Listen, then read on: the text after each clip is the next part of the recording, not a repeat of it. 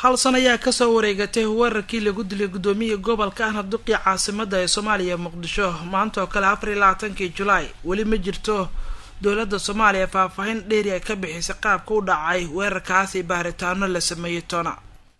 maanta oo kale 24 July sanadkii 2019 xilli galab ah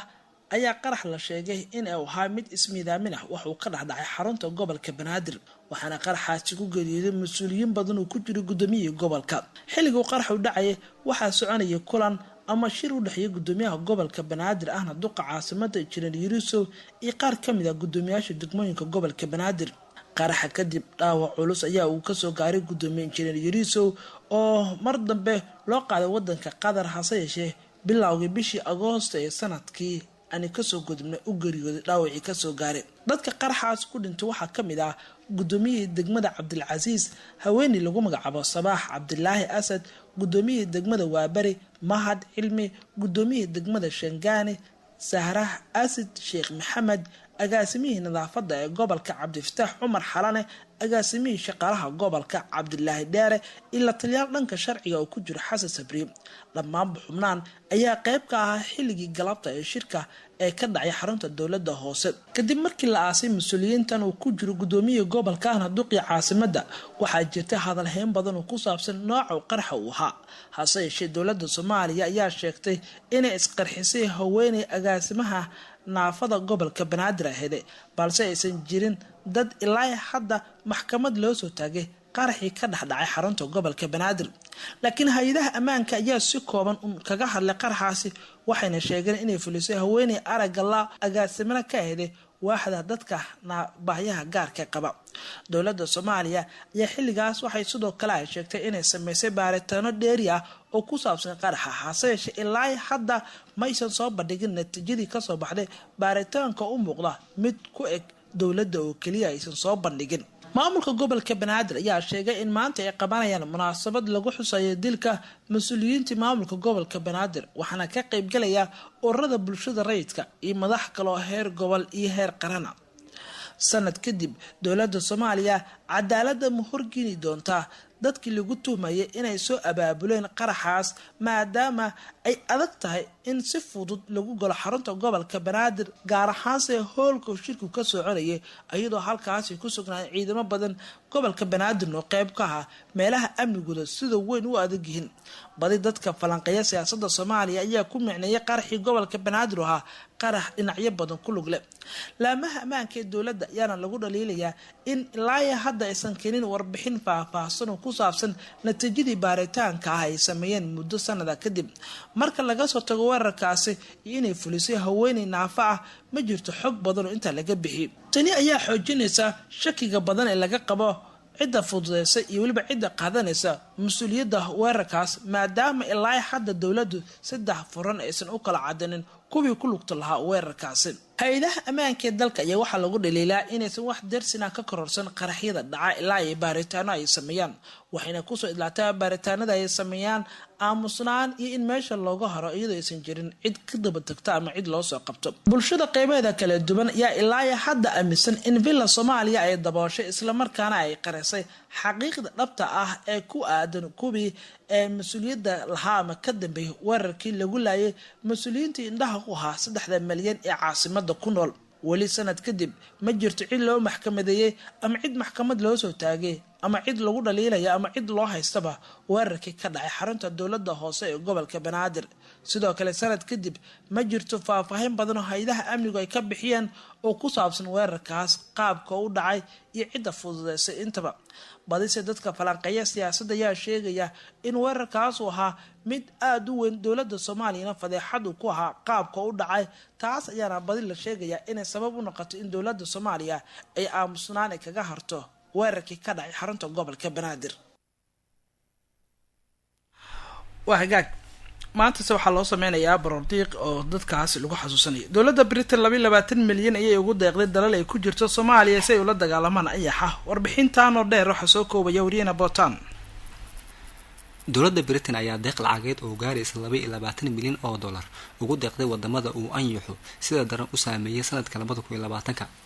war-saxaafadeed ay khamiistii soo saartay wasiirka horumarinta caalamiga ee Britain haweeneyda lagu magacaabo Anne Maria Trevelyan ayaa lagu shaaciyay lacag gaaraysa 18 milyan oo gani oo dhiganta 22 milyan oo dollar taasoo loogu talagalay in lagu taageero dalalka uu anyaxu ku habsaday.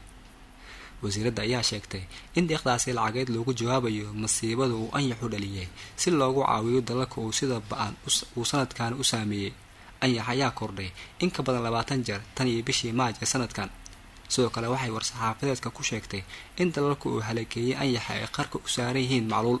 bacdama uu sidii ugu darneed muddo 10 sano ah uu anyaxa ugu faafayay. musiibadan anyaxa ayay sheegtay inuu sii xoojinayo xanuunsidaha COVID-19 ee coronavirus uu keeno haddii aysan jawaab ka bixin wadamada hodanka ah.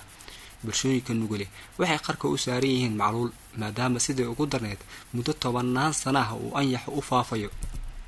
waxaana musiibadaasi cirka ku sii shareeraysaa coronavirus haddii aysan iminka wadamada tallaabo qaadin. musiibadana waxay noqonaysaa mid sii faafi karaysa waxayna horseedi kartaa burbur hor leh ayay tiri Anne Maria. anyaxa koronkorada ayaa la kowsaday roobabka ka da-aya qaybo badan oo ka mid ah dalka Soomaaliya. hay-adda cuntada iyo beeraha qaramada midoobay ee FAO ayaa qiyaastay in dalaga xilligan ee la sugayo uu hoos u dhici doono 15 ilaa 25%. anyaxayaa si aan muddooyinkan hore loo arag ugu habsaday tacabkii ay beeraleyda geliyeen beeraha iyadoo uu cagta mariyay 10,000 oo dhul beereed ah. waxaan uu abuuray halis ah in macluul ka dilaacdo qaybo badan oo dalka ka mid ah.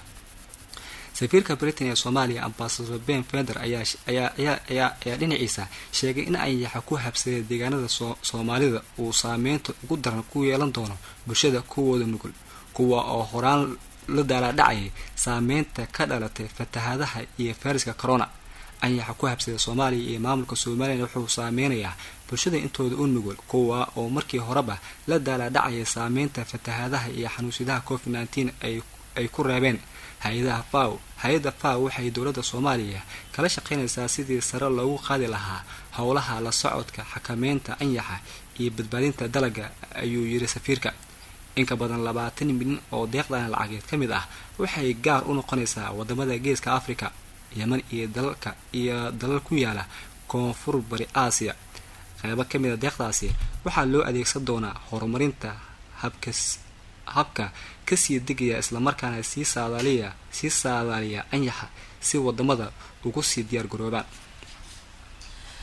dad horle ayaa ka barakacaya degmada Afgooye ee Shabeellaha Hoose isla webiga ayaana ku fatahaya meelo ka mid ah Shabeellaha Dhexe. 10,000 oo qof oo shacab ah ayaa ka barakacaya fatahaada webiga uu ka sameeyay deegaano hoosaga degmada Afgooye ee Shabeellaha Hoose iyadoo weli aysan gaarin gurmad dadkaasi loo sameynayo. dowladda Soomaaliya ayaa maalin ka hor waxa ay sheegtay in lacag $9 milyan ah si degdeg ay u gaarsiin doonaan deegaanada dadku ay aafeeyeen ee biyaha kuwaas oo ka barakacay. Axmed Abubakar Axmed Tani oo ka mid ah dadka ka barakacay degmada Afgooye ee Shabeellaha Hoose ayaa sheegay inay la daala dhacayaan fatahaada webiga Shabeelle isla markaana muddo 13 maalin ah dad badan oo barakacyaal ah oo asagoo qayb ka ay ku sugiyiin duleedka caasimada. waxa uu sheegay in webigu uu ku soo fatahay xaafado badan oo degmada Afgooye iyo tuulooyin badan oo hor leh u gaaray degmada Afgooye isla markaana dad badan halkaas ka soo barakacayna ay soo gaareen Muqdisho. in ka badan 700 oo qoysas ayaa la sheegay inay ka soo barakaceen fatahaada degmada Afgooye waxaana dowladda Soomaaliya maamulka koonfur galbeed la sheegay in ilaa hadda ay sameeyeen falcelin badan inkastoo dowladdu ay sheegtay $5 milyan lagu bixinayo.